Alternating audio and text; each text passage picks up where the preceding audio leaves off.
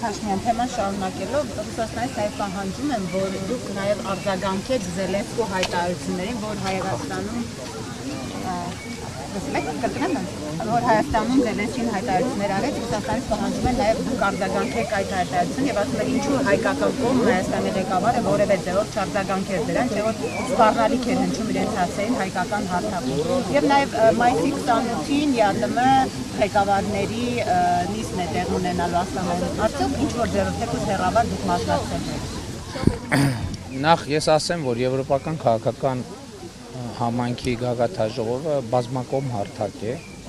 անցկացման վայրը կապ չունի եւ այդ միջոցառումը ինչքան Հայաստանի, ինչքան իմ միջոցառումն է, այնքան էլ մյուս մեր գործընկերների միջոցառումն է։ Եվ ես չեմ կարծում, թե ես մասնակից երկրների շատ լավ հյուրընկալող երկրի կառավարության ղեկավարի եւ հյուրընկալվող երկրի ղեկավարի կարգավիճակով ես չեմ կարծում, թե պետք է գրաքննեմ կամ պարտադիր ամեն ինչին արձագանքեմ եւ դա բազմակողմ հարթակ է եւ այդ բազմակողմ հարթակում մարդիկ արտահայտվում են եւ եղել է նաեւ որ իմ ներկայությամբ նաեւ Ռուսաստանի Դաշնության նախագահը հայտարարություններ արել տարբեր երկրների վերաբերյալ, բայց ես չեմ հիշում, որ Ռուսաստանի Դաշնությունը ինձ ակնկալել, որ ես արձագանքեի այդ հայտարարություններին։ Այսինքն նկատի ունեմ, ես պատեհ չեմ համարում եւ Հայաստանի Հանրապետությունն էլ այո եվրոպական քաղաքական համայնքի անդամ երկիր է,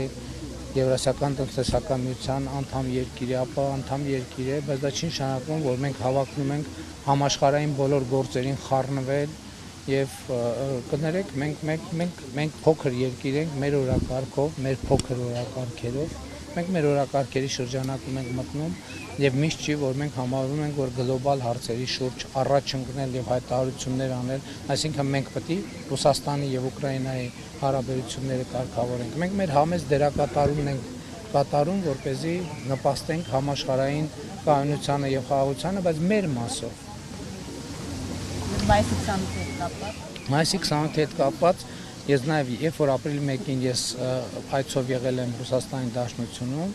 ես Ռուսաստանի նախագահին տեղեկացրել եմ նաև, որ քարոզարշավի բերումով չեմ կարողանալու մասնակցեմ դեռ այն ժամանակ,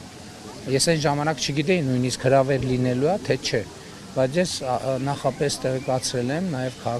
քաղաքավարությունից ելնելով եւ հարգանքի արտահայտման տրամաբանությամբ, որ չեմ կարողանալու մասնակցեմ մայիսի 9-ի շքերթին Մոսկվայի եւ նաեւ տեղեկացրել եմ, որ մայիսի 28-ին էլ չեմ կարողանալու մասնակցել եւ նախորդ օրը ես հեռախոսազրույց եմ զանգահարել եմ նաեւ Ղազախստանի նախագահին եւ տեղեկացրել, որ ես չեմ կարողանալ մասնակցել, որովհետեւ դա արձակուրդում եմ եւ չնայած ամսի 28-ին արձակուրդում չեմ լինելու, որովհետեւ զորահանդես է լինելու եւ փոխվարչապետ Գրիգորյանը կմասնակցի միջոցառմանը։